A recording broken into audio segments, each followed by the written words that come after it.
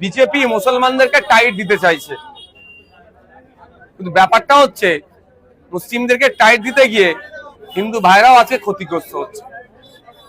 আমরা যতটুকু জানি, যে গরুগুলো আসে জবা করার জন্য, বলির জন্য, কুরবানির জন্য, বেশি অংশ আছে উড়িষ্যা, বাঁকুড়া, ঝাড়গ্রাম এদিক থেকে। সেই কারা লালন পালন করে, কারা বড় করে, দেখলে দেখা যাবে 80% আমার নন মুসলিম ভাইরা পড়ি।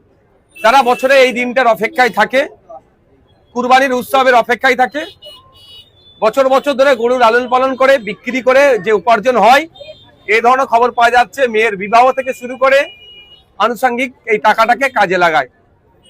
বিজেপি সরকার যেভাবে দমন পীড়ন করছে প্রশাসনকে কাজে লাগিয়ে, এতে ক্ষতিগ্রস্ত সেটা শুধু মুসলমানরা হচ্ছে না, মুসলমানদের অল্টারনেটিভ আছে।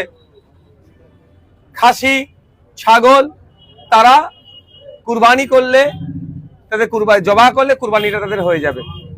কিন্তু যারা গরুগুলোকে লালন পালন করে বড় করলো, খাওয়ালো, একটা গরুর পিছনে 20,000 30,000 টাকা ইনভেস্ট করলো, যেটা 1 লাখ টাকায় বিক্রি করবে, তারা আজকে কোথায় যাবে? এই চিন্তায় চিন্তিত হয়ে ভাঙড় বিধানসভায় বামুনিয়া গ্রামে আপনি যেটা বলছেন হার্ট অ্যাটাকও করেছে, তা নাকি বেশ কত টাকা লোনও আছে, অনেকেই ধরনের আছে। তারা এখন কোথায় যাবে? এখন দেখার বিষয়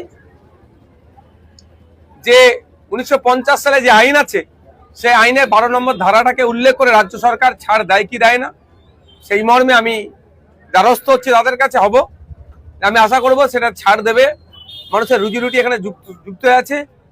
প্রায় 2 থেকে 250 কোটি টাকার একটা আরো উপরে হবে এটা বিজনেস, যার 70% কিন্তু কন্ট্রোল করতো আমার হিন্দু সমাজের ভাইরা। আচ্ছা, তারা এখানে আক্রান্ত হচ্ছে, তারা ব্যবসায়িকভাবে লসে রান করছে।